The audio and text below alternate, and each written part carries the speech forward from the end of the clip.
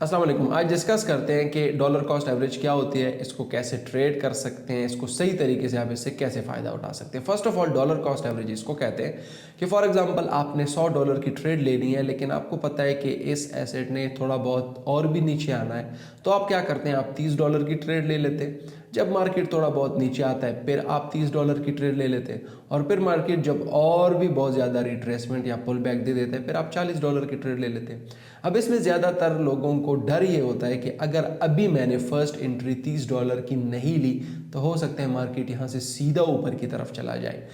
तो ज़्यादातर लोग क्या करते हैं कि इससे बचने के लिए वो एक यूनिट ओपन कर देते हैं $30 का। अगर ऊपर चला गया तो वो ऑलरेडी ट्रेड में उसकी एंट्री हो चुकी है, और अगर नीचे आ गया तो फिर $30 की दोबारा एंट्री लेते हैं थोड़े बहुत रिट्रेसमेंट पे, और फिर थोड़ा बहुत ज़्यादा रिट्रेसमेंट अगर मिल जाता है तो $40 की फिर रिट्रेसमेंट पे एंट्री ले लेते हैं। इसी तरह उनकी जो $100 की ट्रेड है वो कंप्लीट हो जाती है। तो इसको डॉलर कॉस्ट एवरेज कहते हैं। अब डॉलर कॉस्ट एवरेज क्या आपको करना चाहिए या नहीं करना चाहिए, इसका सिंपल डिपेंड करता है आप पे। अगर आपने पहले से प्लान किया है कि डॉलर कॉस्ट एवरेज मैंने करना है तो फिर तो ठीक है। लेकिन अगर आप फॉर एग्जांपल $100 की ट्रेड आपने लेनी है, आप $100 की ट्रेड ले भी लेते हैं, फिर मार्केट नीचे आते हैं, आप कहते हैं नहीं मैंने डॉलर कॉस्ट एवरेज करना है, $100 का और भी लेना है, फिर आप मार्केट और नीचे आता है, फिर आप कहते हैं मैंने $100 का और लेना है, ये गलत है।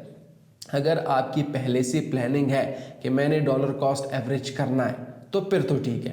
लेकिन अगर मार्केट नीचे आता है और आपके अगेंस्ट जाता है, आपका पहले से प्लान नहीं था कि रिट्रेसमेंट पे मैं एंट्री लूँगा, पुल बैक पे मैं एंट्री लूँगा, दोबारा इसमें थोड़े बहुत फंड्स जो है वो ऐड करूँगा, फिर आपको मेरे ख्याल से डॉलर कॉस्ट एवरेज फ़ायदे की बजाय नुकसान पहुंचाएगा। क्योंकि आपको पता है कि आपका बहुत ज़्यादा एक्सपोज हो चुके हैं, कोई $100 की बजाय आप $300 की ट्रेड लो चुके हो, और अगर वो लॉस में चला गया तो वो आपके लिए बहुत ज़्यादा नुकसानदेह साबित हो सकता है। लेकिन अगर आपने पहले से प्लान किया है कि भाई मैंने $100 की ट्रेड लेनी है, अभी $30 का ले रहा हूँ, थोड़े बहुत पुल बैक पे मैं $30 का फिर उसके बाद थोड़े बहुत पुल बैक पे $40 का फिर मैं ट्रेड लूँगा, तो उसमें आप फिर बिल्कुल ले सकते हैं, फिर डॉलर कॉस्ट एवरेज आपके लिए फ़ायदा दे सकती है। लेकिन गलत रास्ता ये है कि ज़्यादातर लोग जो है वो इस तरह करते हैं क्योंकि उनको कोई प्लानिंग उनकी नहीं होती, कुछ उनको याद नहीं होता, लेकिन जब मार्केट पुल बैक दे देता है, रिट्रेसमेंट दे देता है, फिर उसके बाद वो ले। ज़्यादातर हमसे लोग, बहुत सारे लोगों को डॉलर कॉस्ट एवरेज में घेरा गया था जब बिटकॉइन 70,000 से तकरीबन 15,000 पे आ गया था।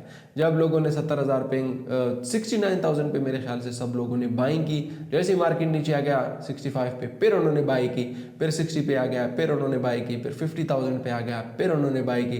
करते करते उन्होंने सारा जो अपना अकाउंट है वो डिपॉजिट कर लिया, सारे फंड्स वहाँ पे अटके हुए थे, और बिटकॉइन 69 से, जो आपको याद होगा, 69 से करते करते तकरीबन $15,000 पे आ चुका था।